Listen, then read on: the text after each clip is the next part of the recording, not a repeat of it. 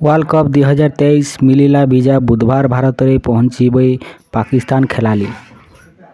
पाकिस्तान और अफगानिस्तान को मिलिला वीजा बुधवार भारत में पहुंचे पाकिस्तान खेलाड़ी। हैदराबाद आईसीसी पुरुष विश्व कप को आउ मात्र बाकी रहिला 8 दिन। मैच आरंभ होगा पूर्व दल दल मध्य अभ्यास मैच खेलाजिबो। धीरे धीरे भारत में पहुंचे विश्वकप खेलिबाकू थिबा दुईटी टीम्र खेलाड़ी। विश्वकप पाई भारत आसिबाकू पाकिस्तान और अफगानिस्तान को वीजा प्रदान करा जायछि। एबे भारत गस्त करिवे दुई देशर खेलाड़ी। आसंताकाली बुधवार भारत में पहुंचे पाकिस्तान खेलाड़ी। यापर सेप्टेम्बर 19 तारिख आरंभ होब अभ्यास मैच। प्रथमे पाकिस्तान और न्यूजीलैंड मध्य वार्म अप मैच खेलाजिबो। पाकिस्तान को वीजा प्रदान करा जायथिबा नै आईसीसी पक्षरु सूचना प्रदान करा जायछि। भारत गस्त लागि वीजा प्रदान रे विलंब होथिबा नै पाकिस्तान आईसीसी निकट रे अभियोग करिथिला। या पर सोमवार भारतर हाई कमिशन पाकिस्तान रो वीजा को मंजूरी देइथिले।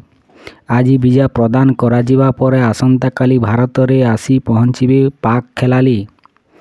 गत 19 तारिख रे वीजा पाई आवेदन करिथिला पाकिस्तान क्रिकेट बोर्ड, किंतु वीजा मिलिबारे विलंब होइथिबा पाकिस्तान पक्षरु दर्शा जाइथिला। वर्तमान समस्त समस्यार समाधान होइछि। भारत रे पहुंचिबा परे पाकिस्तान न्यूजीलैंड सह हैदराबाद रे अभ्यास मैच खेलिबो। सेप्टेम्बर 19 तारिख रु अक्टोबर 3 तारिख जाए वार्म मैच बा अभ्यास मैच खेलाजिबो। 4 दिन रे मोट 10टी अभ्यास मैच रही। प्रथम दिन रे गुवाहाटी रे बांग्लादेश श्रीलंका सहित खेलिबो।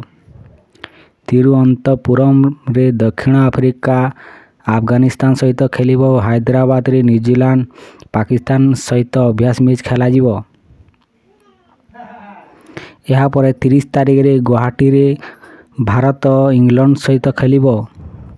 तिरुअनंतपुरम ऑस्ट्रेलिया नेदरलैंड सहित अभ्यास मैच खेलाजिबो। सेहीपरि अक्टोबर 2 तारिख रे इंग्लैंड बांग्लादेश सहित खेलिबो। न्यूजीलैंड दक्षिण अफ्रीका सहित खेलाजिबो।